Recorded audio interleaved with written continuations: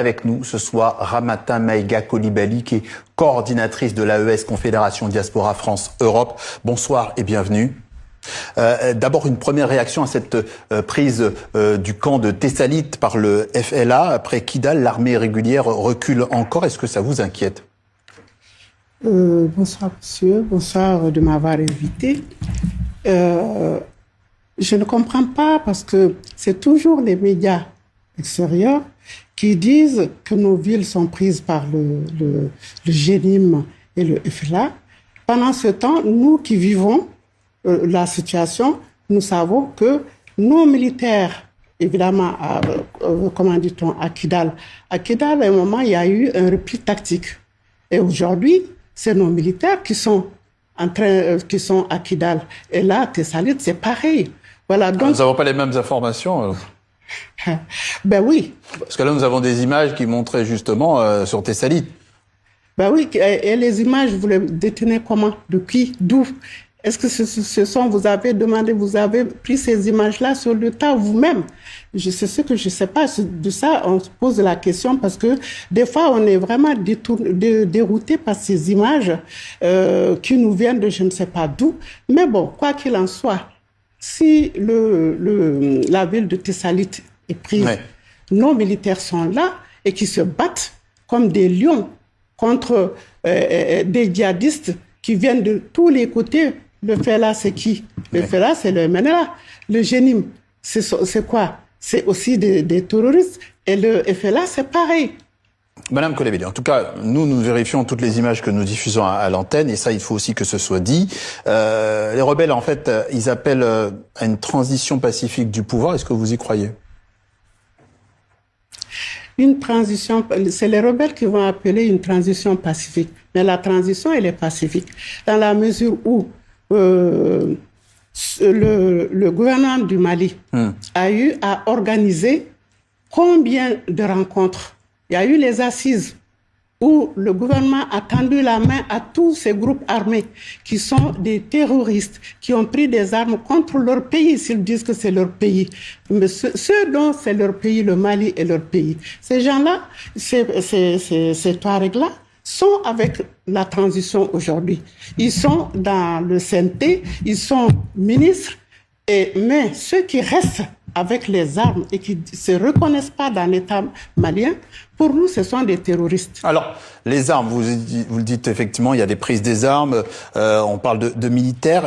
Est-ce qu'on ne vit pas un peu aussi l'échec de cette logique militaire? Est-ce que, je pose la question autrement, est-ce qu'il faudrait peut-être revenir à un gouvernement civil? Monsieur, le gouvernement, il est civil. Le gouvernement, pourquoi vous parlez de gouvernement civil? Au jour d'aujourd'hui, nous avons... mais il est dirigé principalement par les militaires. Oui. Donc, il y a aussi des civils, mais là n'est pas la question. Les militaires les militaires qui nous dirigent aujourd'hui, ce sont aussi des enfants du Mali. Avant d'être militaires... Mais pour vous, il n'y a pas de différence entre un gouvernement militaire et un gouvernement civil, que ce soit des civils ou des militaires? Le gouvernement civil qui était là depuis les indépendances, après le gouvernement de notre premier président Modibo Keïta, qu'est-ce qu'on a eu? On a eu des civils qui étaient au pouvoir. Est-ce que ces civils-là ont empêché qu'il y ait cette rébellion? Depuis combien? Mais la question inverse se pose aussi est-ce que le gouvernement militaire a réussi lui aussi? Lorsque le gouvernement militaire est arrivé, pour le Mali était rouge, jaune-rouge. Et pourtant, on avait la communauté internationale qui était là pour nous aider. Mais c'est la même communauté internationale qui a mis toute la carte du Mali en rouge. Au jour d'aujourd'hui, nous avons nos militaires qui sont là, ont recouvré au moins 80% du territoire.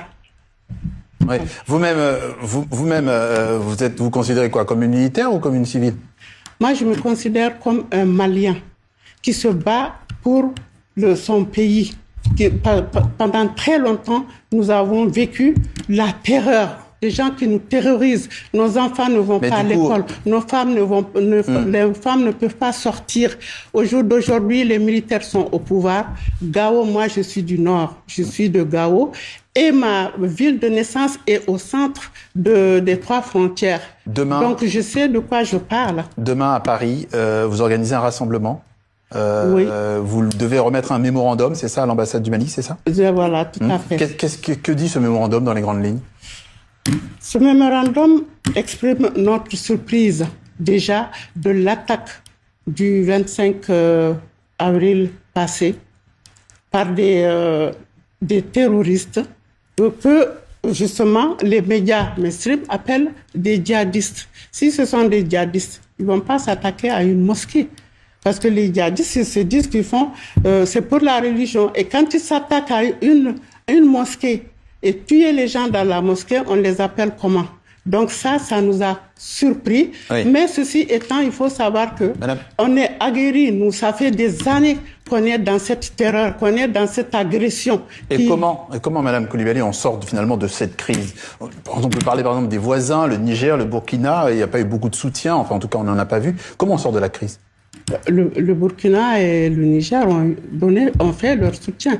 Il y a eu je ne sais pas où vous ne les avez pas vus, mais l'AES constitue 15 000 hommes qui sont sur le front et qui se battent aux côtés des... On ne les a pas vus intervenir sur le terrain, sur les dernières attaques? Ben, peut-être que vous ne les avez pas vus, mais en tout cas, nous, les Maliens, de l'intérieur comme de l'extérieur, nous les sentons que l'AES est là, soudée, et comme voilà, la charte de l'AES le dit.